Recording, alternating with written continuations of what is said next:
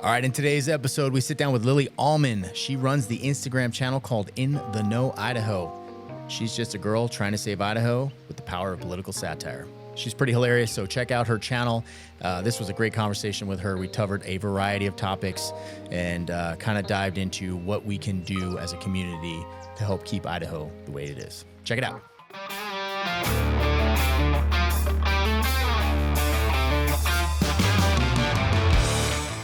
All right, welcome to the North Idaho Experience, a podcast for the people of North Idaho and those who are North Idaho curious.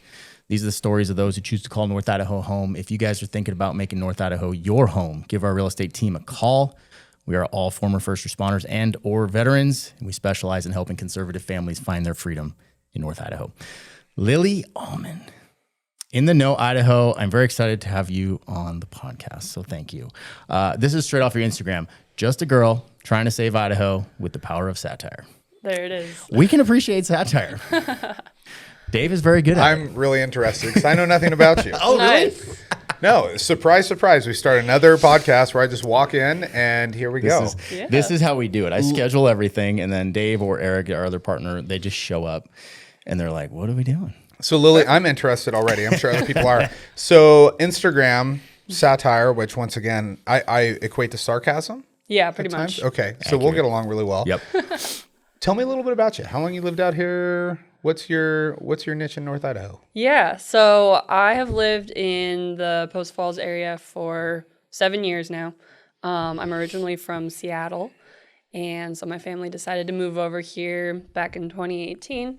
And so basically we were here pre-COVID, and when everything went down in 2020, I started getting very interested in politics because I wanted to know what the heck was going on and what I was supposed to be doing about it. Why would you want to be involved in politics? I know, right? I think the real question is, why would you want to leave Seattle? Oh, okay.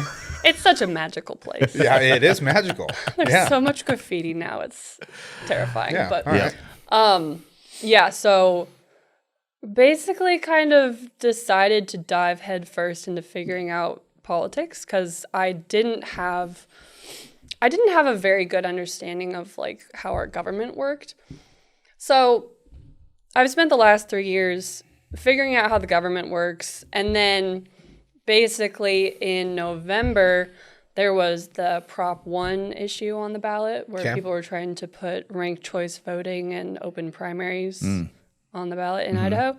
And I thought it was just the worst idea I'd ever heard, basically. And like the more I heard about it, the worse it sounded. And I was like, how could anyone be for this? And so basically I was going to do this informational video because I started this Instagram to share about what I was learning. So I started this 3 years ago. So I've just been sharing like, what's the Constitution? What do you learn at public meetings? Stuff like that. Kind of boring stuff. But then with this Prop 1 thing, I was like, okay, this is the worst idea I've ever heard. I'm just gonna like sell it to people as though it's the best idea I've ever heard. And I'm gonna let them decide for themselves. Okay. So that's how I got into satire. So let's back up real quick. A lot of people don't know what Prop 1 and ranked choice voting was. Right. I remember when I heard it the first time, I'm like, what in the hell is that? Right? So, and somebody described it as desserts, and there being like this one really good dessert, and then like all these shitty desserts, and then showing how even though the majority of people wanted that one, they all ended up with a shitty dessert. Can you give us an example of what ranked choice voting is? Because they tried to vote this into Idaho. Oh, yeah. Which did not pass. No. Okay. Perfect. So give us, what is this? Yeah. So ranked choice voting is kind of, so just to be frank, this is a tactic that the left uses to try to flip conservative states. And they've already done it in different states successfully. Alaska has fallen already. No way. Really? Yes. So, okay. Do they have ranked choice voting up there? Yes. And there's, what in the hell? Yeah. And so the problem is once you get into ranked choice voting, it's almost impossible to get out because you end up always choosing the most mediocre candidate or the most moderate candidate. And so, and they can also kind of like retabulate the votes to have a different outcome depending on what they I don't like want. anything you're saying. Already. No. So ranked choice voting. What is this? Yeah. So it's basically like you have this list. You have like, say you have 4 slots on your ballot. You have to vote for 4 people in order of preference. Even if you hate Joe Schmo, Yes. he's maybe number 4. Yes. But you still have to vote for him. You must vote for him. So it gets into weird territory where it's no longer one person, one vote, because now you've just voted for 4 different people, and the people who are counting it are going to take that into consideration as they're like going through their algorithms, and it basically ends up where you vote for the person you didn't want every time, and it just kind of negates. Oh boy. It's like a point system. So like if you vote for Seth, he gets 4 points, and then you got to vote for somebody else. Next person gets 3 points, then 2 points, and 1 point. Pretty much, yeah. So everybody's getting points. But there are also elimination rounds. So if one guy gets eliminated, they're going to go back and they're going to recount your vote again. And then your vote carries different weight the second time through. So not only are we trusting the people who can't count votes anyway, but we're adding a very complex system to it. Right. I'm sure that this will be fine, right? Yeah. Why? I'm confused already, as I'm sure a lot of people are. very Why? confusing. If we had I mean, I do this stuff at home to screw with my kids, right? Like we're gonna watch 1 of 4 movies. Well, we got to eliminate one, and we start playing these games. Yeah. Finally, we get the one that I want because I'm able to manipulate the system. Yeah. Why go away from just voting for one person? Well, because that doesn't work in a conservative state. Seems to work fine here. It works fine for the conservatives, but Just if you not- want to turn the state liberal, you can't do it that way. So you're saying that because you only have one choice of vote and somebody comes out on top, that is a faulty system? Is that what we're saying with ranked choice voting? Yeah, that's their premise. Wow. It's disturbing because it's like liberals are playing the long game. They're like China, Yeah. right? China is playing Absolutely. this centuries-long game of domination. Yes. And they're patient. And I don't. As far as I know, conservatives don't go to liberal states and try to flip them because they don't want to live. Like, who wants to live in Right. Seattle? No offense. That's what it seems like to me. So that's actually happening. Yeah. Wow. Like, why would you want to move to a conservative state if you don't feel like any of the values align and you're going to live here and you're going to live in fear all the time because, my God, people are carrying guns. That's scary. And you might see a Trump flag. That's scary. Like, you would be Very triggered scary. daily. I mean, they're like behind enemy lines. So they're probably, they're willing to die martyrs for their people. This is crazy. I can't wrap my brain around this. I know. See, that's why I had to make a video making Yeah. fun of it, because it was just the worst So thing I had dumb. ever heard. Right. So you got into politics, Yeah. which is like just the worst thing ever. Yeah. Okay. No, I'm Depends on who you ask, or depends on how you get into it. I'm on the outside. I'm the media, so I don't have to deal with all the nonsense that goes on inside of politics. I just comment on it. Okay. So do you like go around and like interview people and stuff like that and just kind of ask I questions? or used what? to, Okay. yeah. That was part of why I started my Instagram account. I went and interviewed the candidates who were on the ballot in Kootenai County. Yeah, because no one has time to go and interview these people themselves. Yeah. Right. I was just trying to make it easier for people. Yeah, Well, people good don't call. vote anymore. It takes, I don't want to say it takes intellect. It takes a little bit of effort to cast a good vote. Right. You have to go and do a little bit of research. Yes. Typically there is, for example, if you're part of a political party, that political party might put out, hey, here's who we recommend. And that's where I think we start to lose our own personal preference, because now we're turning around and saying, okay, here's a group that I believe in or I believed in, right? That it becomes the norm to say, okay, satisfy me by telling me what I should do because Right. I trust you. Yeah. Well, that group isn't always going to look out for your best interest. There's Absolutely. always some sort of twist, some plot. There's always somebody looking out for their own that doesn't necessarily represent your best interest. But if you submit to this, I'll wait for the card to come to me that says, hey, my political party up here says to vote for A, B, and C. And now all of a sudden you're voting for the people that you're told to vote for again and not looking into them. And I hate it. I fall victim to this many times when I go even though I will do some research on people, I will show up at the ballot and I will see names on the ballot that I'm like, or there will be something I overlooked. Judges is one. Yeah, We're going to be that's talking the about worst. judges here, and right? I don't know jack shit when it comes to some of those. I look Yeah. at it and I'm like, oh man, I almost feel guilty to cast a vote. Right. Because That's I have exactly how I felt. Yeah. Exactly. And so there's so much information that comes at us nowadays, but there's not enough information for us to, at the ballot table, there's a lot of information, but prior to is where you really need to figure out, why am I voting for who? Yes. How are they going to impact me and my family? Yeah. And that information is curated. Like, we don't know. I think these conversations, sitting down with, we have the 2 Coeur d'Alene mayoral candidates coming on our podcast in the next couple of weeks. So having long format conversations with them, like an hour long, where they can kind of let their guard down and just conversate and tell people how they feel. I think that has the most value, because I can read whatever has been curated about them, but I don't know. Like, you can't judge someone's character like that. Right. If you have any sarcastic questions you'd like us to ask them, Sorry. please shoot them over. Send them. We'll be Nice. happy to put those in there. Yeah, cool. and Dave touched on it. The judicial system and the judges, that is a big one. And you can't find any information about judges. So you go in there and you're like, well, either I just don't vote for any of them, which I've done in the past, or I just take a shot in the dark. I've seen that name before, but that doesn't mean shit, right? Yeah. So our other partner, Eric, is former Coeur d'Alene PD. Well, Dave is too, but Eric just got out, and he's going to spearhead a judicial watch group. Oh, nice. Where we get information. I won't say where we're going to get it, right? We may have retired officers sit in the courtroom and maybe get opinions of current officers off the record, but and kind of compile that information so we can give that to people so they can make an educated decision. How is this judge ruling?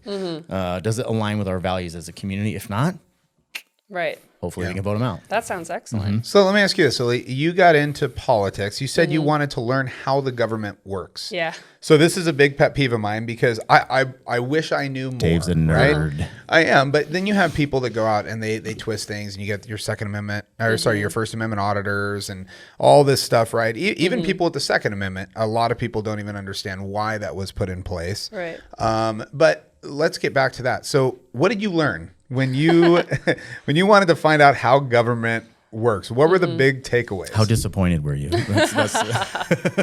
Oh man. Well, okay, this is That's a big my question. brain is going all over the place right now because I've just learned so much. But so there's a difference between how our government works now and how it was supposed to work, how it was designed to work. The founding fathers, like, I've read the Constitution, the Declaration, the Federalist Papers. Like, I went back to all of these source materials to see how they thought about government, and to figure out how they were able to set our government up. And basically that has helped to inform my view of government.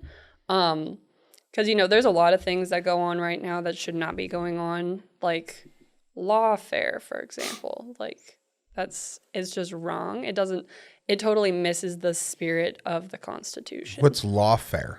Lawfare is like what they did to Trump, where like you use the judicial system against a person to try to ruin their life. From my understanding. Yep. Yeah. Have you ever gotten any death threats? No. No. Do you get a lot of hate on social media, or no? Not really. Like, if I do get hate comments, they're usually not directed at me specifically, or it's not specific enough that I take it personally. It's just kind of like people don't like my ideas. That makes me think you're not trying hard enough. Yeah, that could be. So lawfare. What else did you find out about the government? You said it doesn't operate the same way it's supposed to. Yeah, and there are a lot of places I could go with that. I'm trying to figure out what would be a good example of that. Well, I mean, voting, number one, is a massive thing. Voting is a crapshoot right now. There's no way, it's funny when we talk about voting, whether it's an electronic system or it's a personal ballot, there's no way to validate who voted for who in terms of the count. I mean, when people talk about like, well, I can go on the system and I can put my name in and it'll show me, see, I voted for Trump or Kamala or whatever else. I'm like, just because you go and validate that it counted yours one way doesn't mean it actually counted it that way. You're telling me there's not a computer system that can come up with, I mean, how do you go through and how do you actually separate the two? Yeah. I mean, you can literally go through. You can't because there's too many people. There's no way. It seems like a solvable problem. Yeah, it seems like It it should be, right? Should be. Yeah, I don't know. Yeah. If you guys have any specific questions about government, that would probably help me. Okay. Too broad. Too broad. Too broad. Yep. Well, I would say like one of the things, you know, it's funny too. You know, people voted in Trump. I voted for Trump, and but I think there's a lot of expectation that he has the ability to just make change, and that's not true. The president can't just walk in and just change everything. We've seen that already, right? I mean, somewhat, but yeah, there's limits. executive orders, but there's limitations. Yes. That's the checks Which and is balances. the way it should be, right? Yes. Correct. Yeah. Absolutely. Yeah. I would hate for Biden to be able to come in and just say, well, this is the way it's going to be. That's a dictatorship. I'm not for that. Right. So, Yeah, I know it's been interesting watching Trump's presidency so far because in some ways he is just kind of coming in and doing whatever he wants. There are obviously limits, but he's kind of pushing those boundaries a little bit, which is I think that he's within his right to do that because that's what the previous administrations have done. And so it's kind of like that's the precedent that has been set, and that's kind of how you have to play the game right now, even though I don't think it's right. Like ideally, I think all powers would be very limited. And like Biden wouldn't have done these things, Obama wouldn't have done these things, Bush wouldn't have done certain things, Trump couldn't do them either. Like they're not supposed to have that much power. It's supposed to be, the power is mostly supposed to be vested in the people, but the problem is that the people have relinquished their responsibilities to government in almost every area of our life. right. Well, and that's, you know, you brought up a couple things. One is the limitation of power.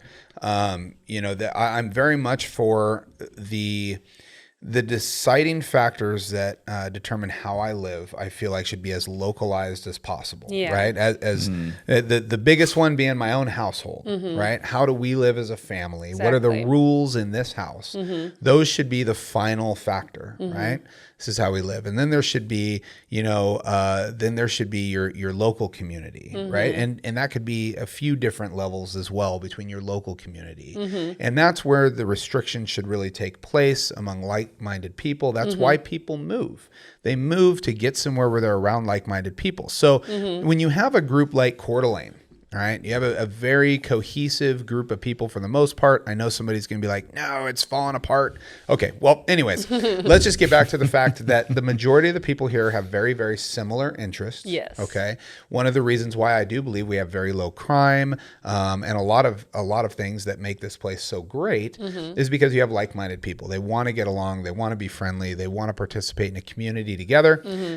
But when you have something like Boise starting to dictate how you live up here, that starts to cause some conflict, right? You're down there, we're here, let us live our lives, right? And then when you go further to the federal government and now they're dictating how I live in my household, how I live in my community, that starts to create a lot of strife. You know, I talk to people that live in Washington. They're like, we're dictated by Seattle. I get it. It is a state boundary and everything else, but the limitations have gone away and there's more and more direct impact from people and politics that have never met me, don't understand my way of life, nothing, nor the people that are around me. And that's difficult. Yes. You go back to the 1800s. I mean, the law of the land was the sheriff, right? That was the one that was going to dictate what you could and couldn't get away with for the most part, right? Yeah. And that has blended to where now there's way more federal government influence on my life right here in Coeur d'Alene than there should be, in my opinion. Yeah. Yeah, that's awesome. You just gave me a very interesting picture of like the difference between top-down government and bottom-up government. It's supposed to be bottom-up. It's supposed to be that the people vest their, what does the Constitution say? I forget the quote exactly, but the people are the ones who give government their power. It's not the other way around. It's not the government giving power Correct. to the people. And so, yeah, I think that's where everything goes sideways is when that flips upside down. And I think it's a natural progression for it to flip. You know, you have people are selfish. I don't care who you are. I'm selfish. You're selfish. Everybody has their own desires, right? You know, there's a funny thing that was on Instagram. I'm sure you've seen it. It said 100 years ago, these are the things you did not have to ask the government for permission to do. And it's like fishing, hunting. It's all this, like, you're looking at it like, you know, to own a gun, all this stuff. Yeah. And now you have those limitations now. But the truth is, when you look back at it, it's like, well, you know, as a limitation on fishing, is that a good thing or is there a bad thing? I can give you an argument that it's a really good thing. Yeah. Sure. Not everybody just goes out and catches cutthroat trout and throws them up on the shore and doesn't even eat them, right? We would destroy the environment that we live in. So where's that blend? Yeah. Lily, where's that blend where the government has the ability to regulate those things and not? I know, yeah, because there's nothing wrong with regulation. Like, regulation it's supposed to be good management, but it's not supposed to overstep into encroaching on your personal freedoms in some way. Right. So, like, yeah, I know with the fishing thing, it's like you feel like you want to be able to just go out and fish, but then at the same time you understand that these are public resources and people take advantage of them. Actually, I think that's it. It's people taking advantage of them that requires there to be regulation. That's how policy gets formed in the first responder world, because some jackass pushes it too far and fucks it up for everybody People else. are selfish. Sure. People are dumb and selfish in general. Can we talk about Idaho a little bit, and specifically, what do you think the biggest risk to Idaho is right now? Other than the super volcano in Yellowstone. No, we're actually pretty decent from that. We got some hot We don't but we're like pretty to good. Somebody's going to put it out there. It's gonna push mostly to the east. I've seen all the diagrams. Oh, man. Like, what are you fighting against? What's your biggest fear? Ignorance. Yeah. Honestly. Well, so here's the thing. So in Idaho, Idaho is like 60 to 70% Republican, which is good, except that a lot of those people, kind of like what you were saying before, a lot of those people just kind of vote as they're told. They're not really thinking very hard about it. And so that's how we end up with like Rhino candidates, for example, where someone will get in under the name or under the guise of being a Republican, but then you soon find out that maybe they're a Republican in an older sense, but they're not a conservative, and they don't actually align very closely with the Constitution. And those things don't come out until after they've gotten into office if you didn't do your research. And so I think that there's a really big demographic of people who they're just not thinking about how they're voting, and I think that's kind of keeping us stuck a little bit. Like, I'll give the governor, for example. Our governor he's not a very good leader, in my opinion. He seems to just kind of go where the wind blows. You hear that, Brad? I'll say it. No, all due respect, but whatever. You hear that? No, I think he's been really wishy-washy on some of his stances, and I think that I can never tell if he means what he says. He seems to just say what people want him to say, which I don't like. And if you compare us to Washington and we've got it good, but if you compare us to Florida or something, you realize that our governor could be doing a lot more for our freedoms, but there's something holding him back from doing that. So I think, our state leadership, the governor, I think that's one that people are just going to continue to make the same mistake about, unfortunately, until we can learn, just become aware of the consequences of that. Yeah, I feel like there's a definite complacency in those who live here. Yeah. In that we have it great. It'll always be great, especially Right. those who grew up here. And I'm not trying to be rude or offensive to them. Yeah. We love you. But if you grew up in a place like this, you're going to assume that it will always be this way. Right. If You hope it will always. You would hope, and you might be less inclined to get involved and go out and vote. If you come from a place like California, Oregon, Washington, Colorado, all of these places that we have seen it firsthand, it starts in the big metropolitan areas. They flip blue, and then the population is so large that it dictates how everyone else lives their life. The Yes. tail wags the dog. Look, I'll step in on this and say, look, if you live in a place that was the same 30 years ago, please tell me where it is. Okay, It does not It exist. doesn't exist to a degree. If you don't want life to change for you, if you are North Idaho, Montana native, Alaska native, wherever it is, if you don't want life to change, then you need to go somewhere that it's hard to live. Yep. You need to go somewhere. If you go up into some of the tundra, you go find the areas that there's still people that live that have an Eskimo, an Eskimo lineage. Mm-hmm. They still live. Look here. I'm gonna bring up an extreme. Okay, so you look at, what is it? A Diomede Island. Small Diomede Island. Okay, it's right on the border of Russia. Right, you got Large Diomede Island, which is in Russia. Then you have the international date line, and then you have the small Diomede Island. They're like 5 miles, 10 miles apart, or something like that. I'm like recalling a conversation. There's actually a Did we land talk bridge. about this There's actually a recently? land bridge in the winter where you could walk from the U.S. It's called Tomorrow Island. You can actually walk over there, and it's like 21 hours different the next day, whatever else you can walk back in time. But long story short, there is a community that lives there, and they have remained relatively unchanged for decades. Okay, life remains the same, and it's not going to change. Do you know why? Because it's hard as shit to live there. Yeah. If you want to live somewhere where you don't want things to change, then you need to be more.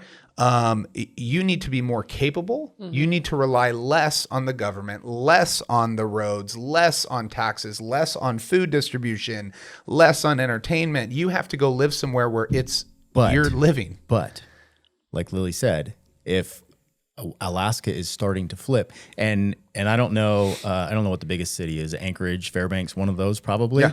If that turns blue, It will not affect Diomede Island. well, yeah, because nobody's going to come out there to enforce Exactly. the laws. But That's but what they I'm saying. could. They could, but they're could. not going to, because that is an area that is going to remain unchanged for a long, long time. Here's what I think, and I've flipped my tune on this for Idaho. We get a lot of hate on our YouTube channel because we are real estate agents and we sell homes. A lot of our clients come from out of state. They are all very conservative, don't worry. But I have flipped my tune on it because I think that we need to actively promote, and this is not self-serving. I'm not trying to make money. If you know me personally, you know integrity always comes before money. I think we need to promote to conservative families outside of the area, as this is the last stand, and we need to bring as many of them as possible, because the other for side sure. is actively doing it. And if Boise flips, if Boise flips, I want to see the comments. no, it's fine. Bring it on. Bring it on. Tell me The I'm wrong. haters are gonna show up for this one. They will, but I'm not wrong. Yeah. Because it's Yeah. happening in Boise, and if Boise flips, it doesn't matter how much you love your way of life in North Idaho, it will change, and it will change for the worse. Oh, it Yeah. 100% will. And that is That's the true, reality. because people, it's changing down there. And there's a lot of things that I think go against core values of the state and people that have lived here for a long time. And it can't, having a belief in something. This is something I tell people all the time, right? I'm a Christian. I have friends that are not. And they're like, well, do you believe I'm wrong? I'm like, look, I have a belief in one thing. And for me to believe in that negates your belief 100%. If I have a belief that the sky is blue and you have a belief that the sky is red, they can't be both. So just inherently with my belief means that I believe you are incorrect. And that's okay. And that's okay. And you can believe the same thing. But when you go back to core values, you cannot take people that say, well, I don't agree with the lifestyle of LGBTQ because I am a Christian and I believe that it is a sinful practice. I believe that looking at pornography is a sinful practice. I believe as lying is, right? Like, we all have something that we participate in, but it's still to say, I don't agree with this. You cannot you cannot be told that you're a bad person because you have a belief in something. You just can't. I hate that. Oh, no, it happens. But that's changing right now in Boise. Yeah. Well, if you don't believe that raising this flag, right? Yeah. This rainbow flag, this is not, if you don't agree with that, then you're a bad person. That's not the truth. That is not No, the it's truth. not the truth. And I got a lot of shit from my own family about that because I don't believe that pride flags should be in the classroom. And it's not because I have anything against gay people. I have gay friends, gay family members. I love them. I don't care how you live your life. I support you. But it does not belong in the classroom because it opens the door to so many other things. Why not a blue line flag? Right.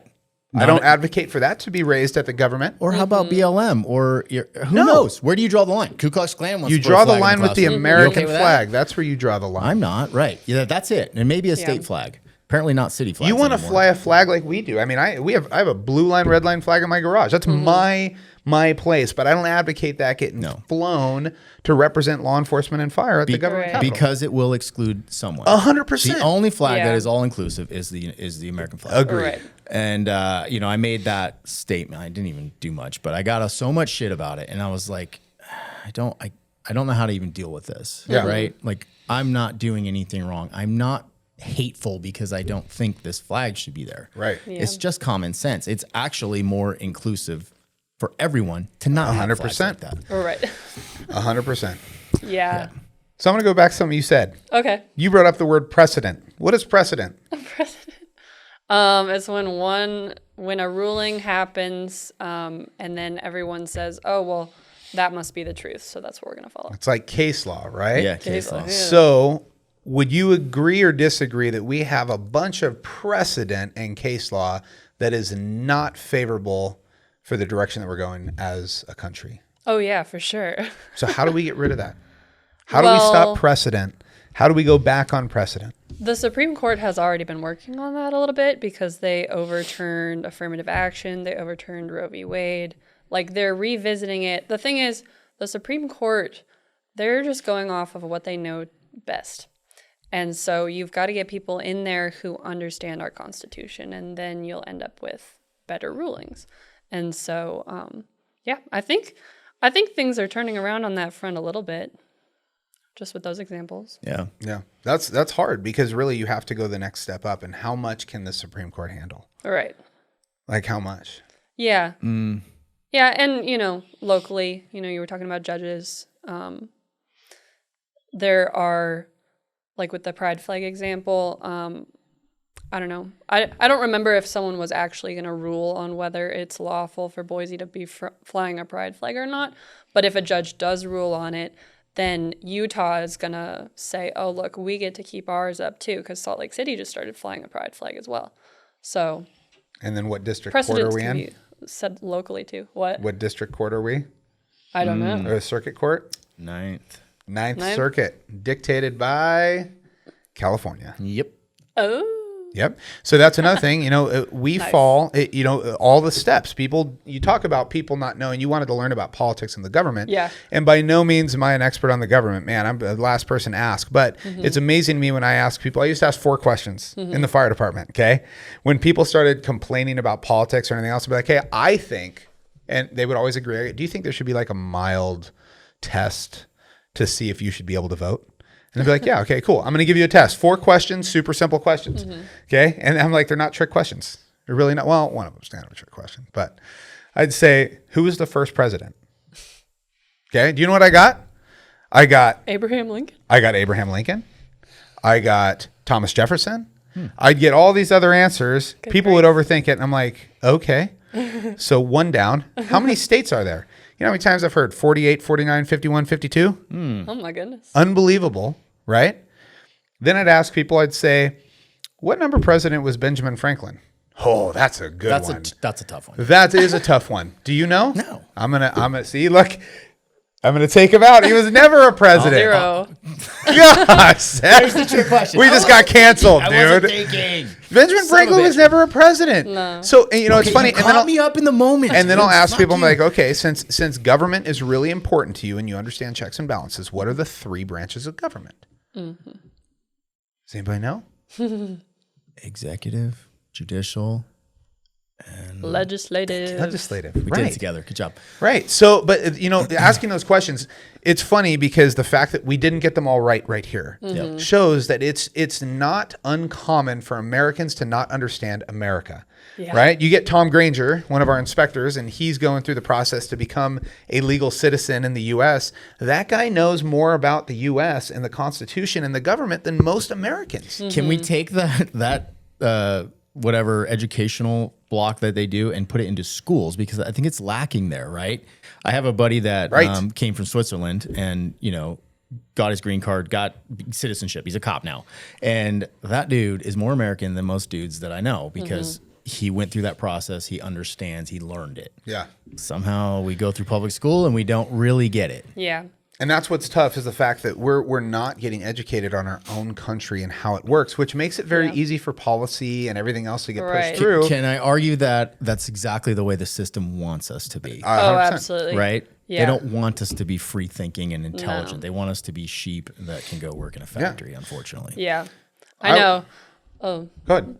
Well, so when people advocate for like better civic education in schools, I tend to just disagree with that, just because I think that it's gonna have to be self-initiated, because the public schools are a prime target for any ideology.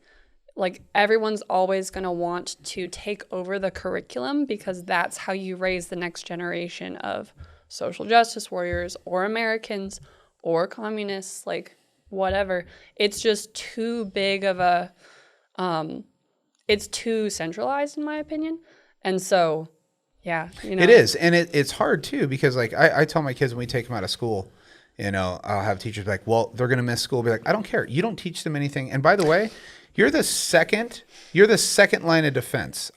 Teachers are amazing, right? They're amazing. But I will tell any teacher, any public school system, it is not your job to educate my kid. All right. I am the parent, and it's my job to educate my own child. You are a fulcrum. You are an instrument. You are something and valuable.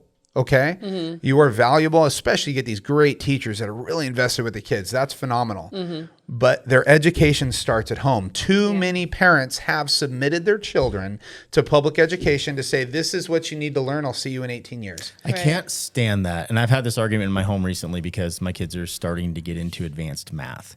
Right. And this is a big one for me. I'm like, I don't use any advanced math in my life, and I've been somewhat successful in multiple different careers, and I don't give a shit. Now, if you're an engineer, whatever, yes, you probably need it. And maybe that can be figured out at a younger age. Hey, this kid's really gifted in math. Let's push him that route, right? Exactly. But why are we making all kids learn calculus? When the fuck do you use calculus as a grown adult? You see, Never. You don't do our finances. Never. I have to do calculus to figure out our wives when they're buying stuff. Well, okay, I'm like, God dang, okay, I got graphs and charts and all sorts of. That's why I have Dave in my life. Yeah, but the reality is, like, Parabolas. hey, maybe we could focus that energy on something more useful. How to balance a bank account? How to balance a checkbook? Like, what the fuck? How do you live? And this is why. This is why I know nobody does that anymore. Why does, like, the kids need to learn that kind of stuff? I don't care if my kid learns calculus. I don't. I do think it's neat that kids get exposed to it, because I think that is how Get a quick you exposure. create curiosity. Like, oh, you can do what? Yeah. Yeah. Well, And if they find they have a natural, like, it's naturally flows for them, then go with it. how do you think we got to the moon? Calculus. Sure. Because when we went, Seth. I get it. I'm not saying it shouldn't be taught at all. I'm saying, put that energy into the kids that want it. So you just agree that we went to the moon. Yeah. I didn't say anything. Yeah, you did. Yeah, you did. I don't know. Oh, are you skeptical about that? I am skeptical. Ooh, I want to ask Lilly. skeptical. No, we're going to broach this on one of our conspiracy theory podcasts coming up. On the record. What do you think? You think we win or no? Yeah. Okay. What's your argument? So I have a few. Number one, we put a flag up there. Okay. So Have you seen that from the ground? no, unfortunately, Just my asking. eyes are not that Just strong. asking. But theoretically, like, you should be able to look through a telescope of some Theoretically. sort and see it there, right? Theoretically. There should be I don't evidence. think I've ever seen one, but yeah. Okay. The second one is, well, we've been to the moon several times. It wasn't just the once. Got it. And we've been to space hundreds of times. Well, we're in space. Since. Right. Yeah, we're in space, right? Are we? Yeah. If that's, I don't know if you're a super conspiracy theorist, but the third point real quick is just that I watched a Daily Wire series called, what was it called? It was something about the moon landing. It's this guy, he was, I think he was a candidate to be one of the astronauts to go up there or something like that. But basically he was explaining that in the 60s, we were much more technologically advanced in a way. Like, today we have so much technology, but we're removed from it. We don't understand how it works. Like, we don't even know how Wi-Fi works. No. But I don't know how this shit works. Right. Yeah, but point. in the 60s, they were building refrigerators that last for 50 years. So when people say, like, oh, it was the 60s, we didn't have the technology, I think we absolutely had the technology. Yeah. So here's my argument too. Okay. First of all, countries hate each other, right? Like Russia, China, they've all been to the moon. Do you think they went, these sons of bitches weren't even here? Yeah. There's no freaking flag. Right. We'd never hear They the end would of have it. exposed us so quickly, and then for them not to have gone and all claim that they've gone, they'd have to be on the conspiracy list with us. They'd have to call America and be like, hey, so we need to work something out. We want to tell our people we went to, so Right. you guys need to be on board. I mean, that's a good point. Like- that's a good point. I my entire life never questioned it ever. And then I listened to a Joe Rogan podcast he had a guy on there that was like 3 hours of just freaking shit coming at Yeah. you. And I was like, oh, now I don't know. Yeah. Like, I don't know. It's great, but then think about it too. Maybe When you not. go back to the 60s, we talk about precedent and politics and all that stuff. What was the red tape to keep us from going in the 60s? I don't know. Nothing. There was no law. Oh, right, There was no environmental studies and the fact that we're going to burn this amount of fuel and drop shit into the ocean and kill whales or anything. Right. Nobody cared. The government and the people, more importantly, the Mm-hmm. people, if they came out in the 60s and they said, look, it's going to cost everybody $900 out of your pockets right now to go to the moon, everybody would pony up. Everybody was on board. Yeah. If you asked everybody today, Yeah. hey, we need to go to the moon, but it's going to be $36 billion to put somebody on the moon. Mm-hmm. Let's vote. People would be like, no. I don't know. I'm not even interested. I'm not even going to watch it. Well, we'll find out because apparently China has a plan to get to the moon and start mining minerals. And with our technology nowadays. So if there's a video of them like kicking our flag down, Yeah. But let me ask you shit's this on, though. and we're gonna fight. If they go, are you going to sit there and watch it all day long on TV? You're going to cancel your plan so you can watch it? No, you're going to be on Instagram scrolling, looking at her satire. Yeah. We don't even have the intelligence to sit there and realize what's happening anymore. There's so much distraction. Where back then, everything shut down. 1969, was it 1969? Yeah. And they sat there and everybody was just, I mean, they were on it. Everybody was into it. Nobody cares anymore. I don't want to say nobody, but you're right. Like when Elon Musk has a freaking machine that can catch a rocket falling out of the air, Right. that is more impressive to me when you look at the size of that damn thing Yeah. than fucking going to the moon. But then you saw it and I then you saw turned off that the shit TV and happen. Yeah, went to that was something cool. else. Yeah. I thought it was really cool. And every time I see it, I think it's cool. It was. But I don't know if a lot of people do. But what I'm saying is you don't go and go home and talk about that for hours on end. Not hours, but I did. When we landed on the moon, people did. Just that went was out. the only thing to well, it talk was about. so new at that point. We had never even Yeah. Catching a rocket is new. It is. I'm but, just saying, like, yeah. we were so emotionally invested, and then people say, "Why haven't we been back?" And I'm like, "Because there isn't shit there. Apparently we went there there, is, we Dave. brought some rocks Apparently back. there is. Why? Why do I want to go back? There's nothing there. Yeah. I don't know. Yeah, I think that the moon landing has been such a point of pride for Americans for the last 50 years. Sure. So much though that even if they couldn't get there, would they fabricate a story that we did? Do you trust the government? I could see this argument too. Well, so I already said that I believe it happened.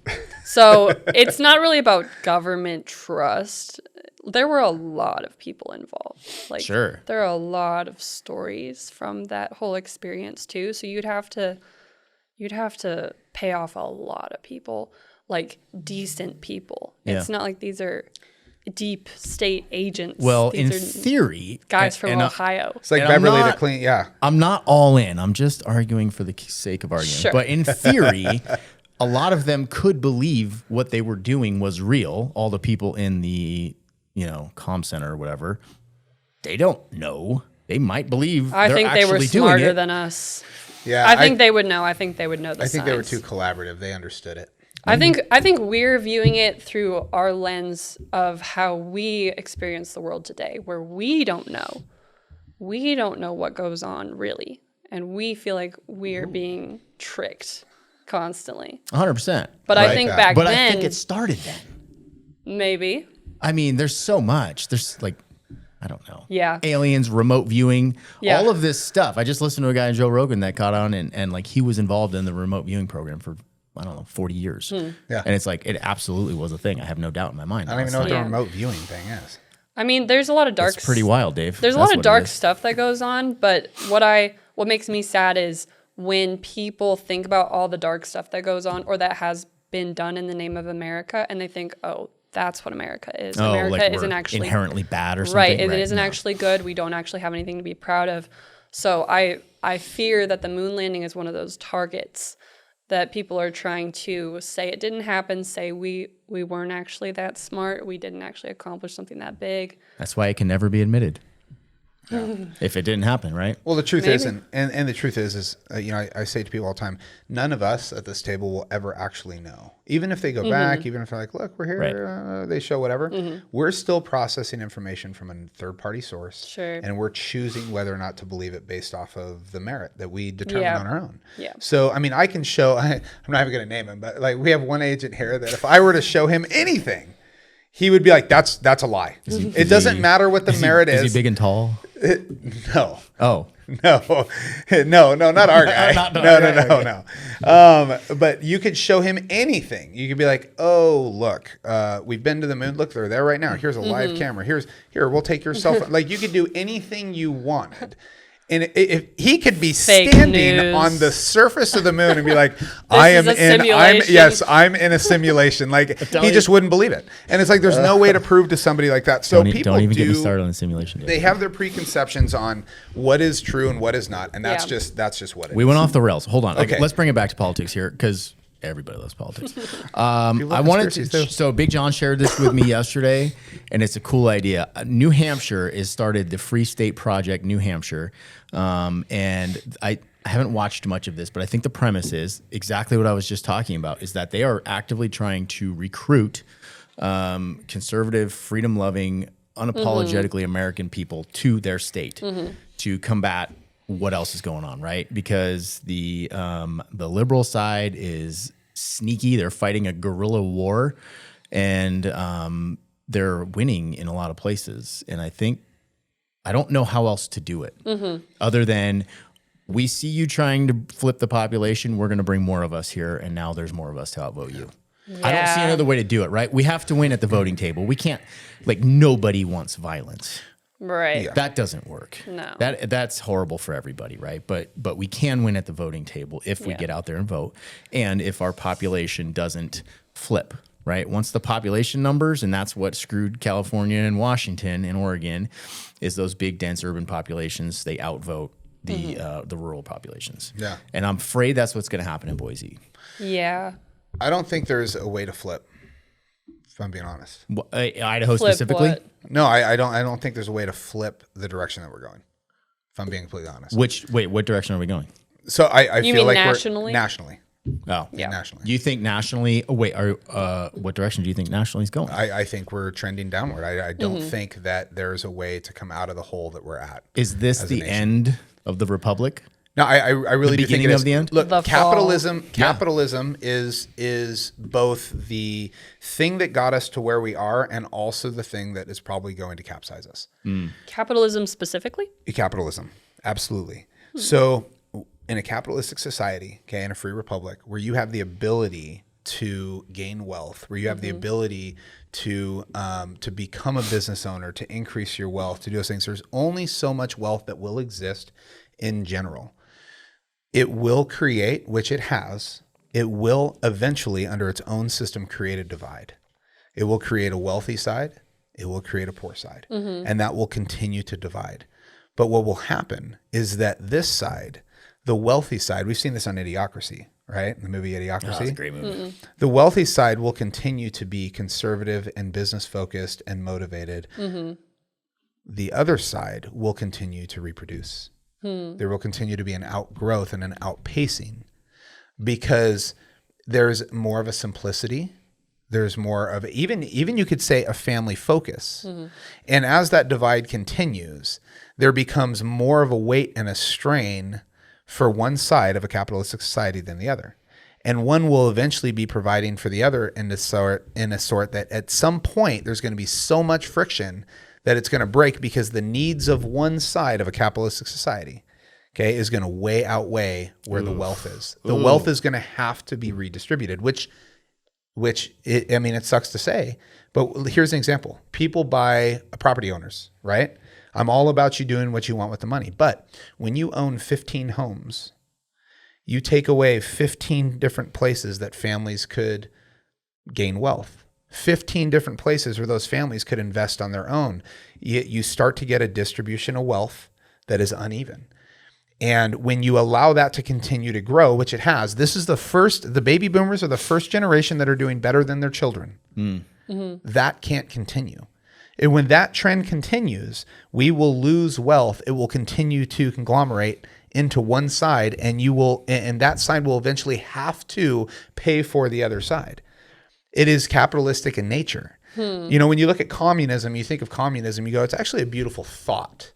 It doesn't work. It's a terrible existence, but it's a beautiful thought of, we both get a stake and everybody shares everything. And it doesn't matter what you do. Like everything's equal. It's a beautiful thought, but people are selfish. Every one of us. I just realized that we run our business in a communist way. We do. Dave and I share money, so we do. And that's beautiful. Yeah. So if I stop doing shit, but I've also tried to kill him like 3 times. So there is also that. That does happen. But I do think that is just unfortunately how things are going to go. And that's not going to be our generation. Maybe not even our kids. I don't know. But I think you're right. That's going to happen, and you can see it because there's already these large investment groups that have like hundreds of thousands of homes that they own, and like. Population will eventually outweigh the wealthy for sure. I think I disagree with all of that. I want to hear it. Yeah, good. That's fine. So it's a very interesting thought. I don't know. I think there's just too many variables in life for that trend to be able to continue that strongly. Like, for example, you might have a family who's wealthy in one generation, but then they lose it all in the next. So the people are constantly crossing between the different classes throughout the generations. Okay. So that's one way that the power kind of gets checked. So let me ask you this. When somebody loses their wealth, where does it go? To others. To which others? Does it go to people that have the means and the capability to capitalize on their loss? Or does it go evenly distributed to all the other people that don't have the means or the ability? I have a perfect example. So if you have a housing crash and now houses are worth, say, Coeur d'Alene, Idaho, houses are now $100,000. You know who's going to buy all the houses, right? Rich people. They're going to come in and buy 50 houses. People with the means. Yeah. Well, so on that. And they'll beat out the families because the families will be like, okay, I can buy a house. I've got $100,000. And this guy's like, sure. well, I got 110. So I think that a lot of those issues, like where the billionaires are running our lives, I think a lot of that should be illegal, or it is illegal and it's not being enforced. I don't agree with you. I don't disagree with you. Don't disagree? Wait, what? I agree with you. Thank you. All right. Let's do a double negative here. I don't not disagree with you. I don't. Yeah. I agree with you. I think that capitalism is the best system that we could possibly have, but I think that people are taking advantage of it. And then when people take advantage of it, then we have a reason to blame capitalism when really it's people skirting the law. That's 100%. The problem. But how do you regulate that, right? And keep your freedoms to do things. That's where I get scared. Is like people have to be very responsible. Where do we draw the line? People have to be very attentive locally. You just do. Yeah. There's not enough attention being paid to this kind of stuff. No, I agree, and I think you're right. I mean, I'll bring up Elon Musk. Why do you need $1 trillion? I don't understand. I don't. It's not that you need $1 trillion. But there's somebody who can look at any one of us and say, well, why do you guys need what you have? And I go, okay, dude, I get your point of view. Yeah, why? I have more than I need. Why? 100%. I have more than I need. And we laugh all the time. We're like, pretty much all our shirts that we own. I'm wearing like one shirt that I bought. Pretty much all the shirts we own are. Shirt, bro. What's up? I know. Almost everything we get is from somebody that comes on our podcast and we're like, oh, cool, free clothes. Yeah. And that's like my whole wardrobe, right? But I have more than 90% of people in the world. 99% of the people in the world. For sure. And I wonder, I'm like, and it honestly gets me sometimes like, how do I help? Like, I don't give to charitable organizations. I don't. I don't know where the money's going. Yeah. I can't do it. If I see somebody in need, I'm all about it. I'll go I understand dive that. in on that. But that's the local community taking care of itself, right? I'll help somebody in our local community, but I'm very reluctant to send money to Afghanistan or China or what, to help somebody. Right. No, I'll put, send money to New Beginnings or somebody local. I got a whole truck full of super crap local. right now for Yep. them. Yep. Totally. So, well, that's pretty cool. So let's get back to your Instagram real quick. Okay. So I want to talk about that a little more. So what is your focus right now on Instagram in the current political state and everything else? What's your next project or what are you working on? Yeah. So I'm kind of trying to figure out what the direction is right now. I obviously want to keep doing comedy. I've been doing a lot of comedy over the last 3 months because I was working with a couple different organizations in Idaho during our legislative session. Yeah. So it was kind of like 3 months of pedal to the metal videos. And that was really fun. I'm just wanting to do more commentary on what goes on locally and in the state.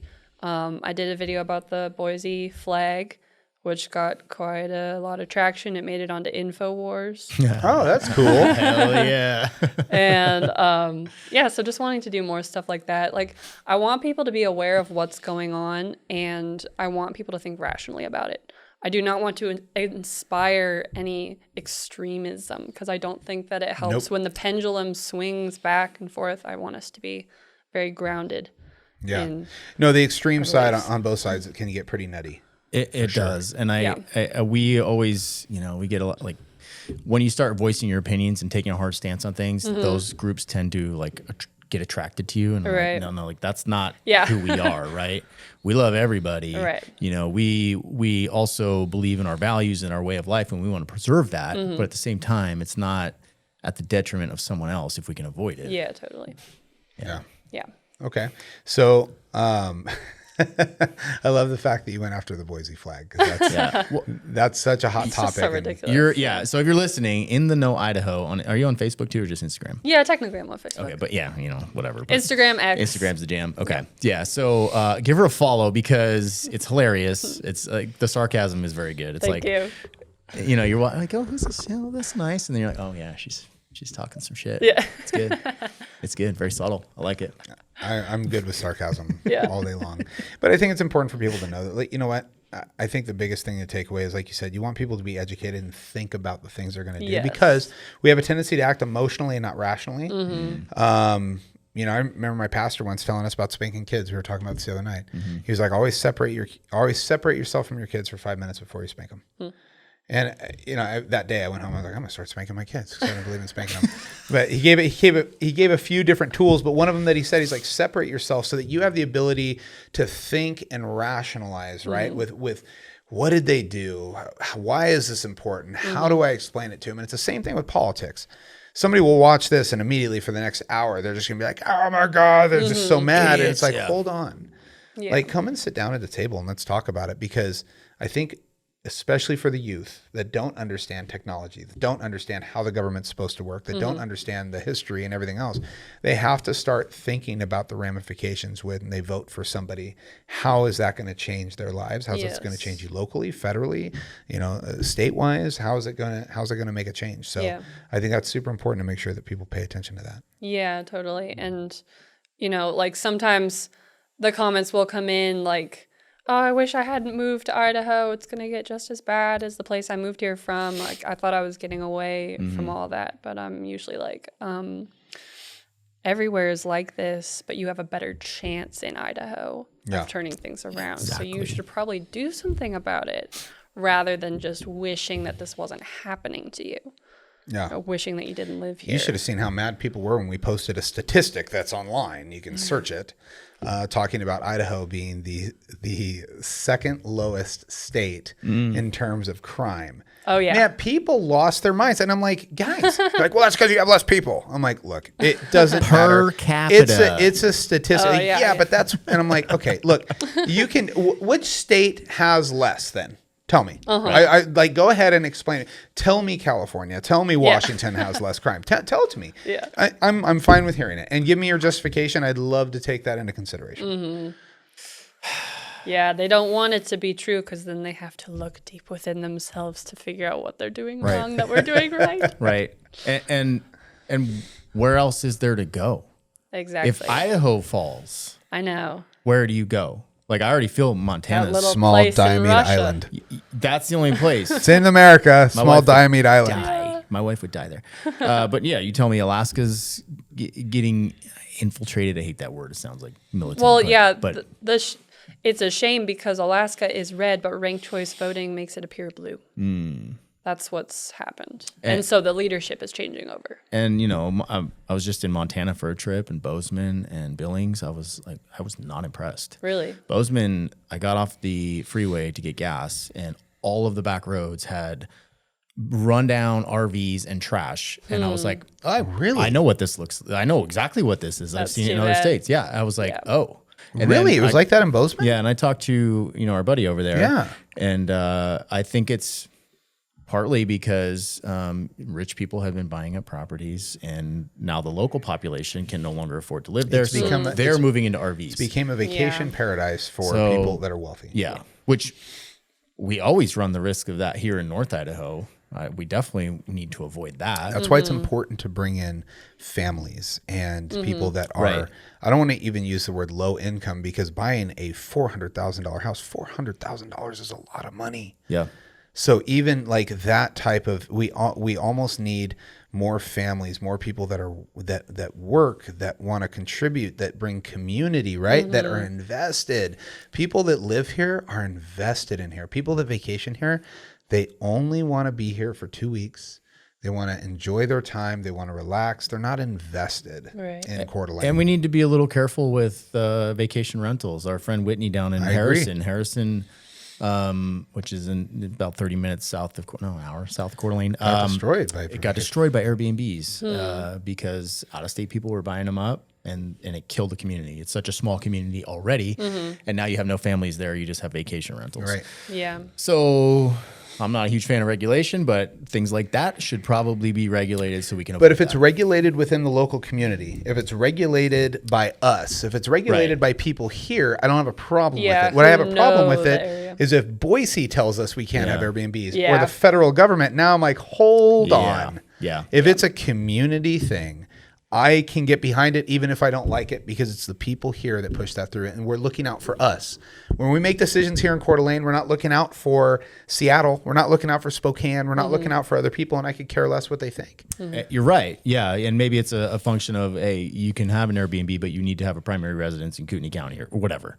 Something like that. So it's not some guy in Texas that buys up a bunch of properties and like he doesn't give a shit about us here. Yeah. Other than making money on his Airbnbs, and that's a big deal. But then we have other people on the flip side that do buy stuff up here and do live up here for half the year, and they use it as an Airbnb, and they love this place. And this is where, And that's cool. so, I mean, it's also, I think it comes down to like, what's your investment in the community? Yeah. Like if you're going to buy property here, whether it's a vacation rental, whether it's an Airbnb, whether it's a primary, secondary residence, long-term rental, what is your investment in the community? If your investment in the community is sincere, if you want to see this place grow, especially if you can vote here, then, I mean, that's a good thing. Yeah. Investment's important. Yeah. Final thoughts, Lily. How do we save Idaho? Watch my videos. That's how. Yes. Like, comment, subscribe. No, I mean, I feel like we covered it. Like, I'm just hoping that people, what I'm hoping that my videos do is make people aware of issues that are going on and put a little bit of a positive twist on it. Like, I'm trying to be funny. I'm not trying to be all doom and gloom. And hopefully people are going to be inspired to get involved in just the small ways that they can. Because I'm not asking everyone to go get involved in politics. That's too much for most people. Even for a lot of young people, it's just too much. Like, you've got other stuff on your plate at this time of your life. But yeah, hopefully we can just all care a little bit more and just get more educated in like the principles of liberty, what made our country great in the first place. Because if we don't understand what we were given, how are we going to maintain it? Basically. Perfect. Well said. Thank you, Lily. Thank you. In the No Idaho, go hit her up. All right. Thanks, you. guys. Bye.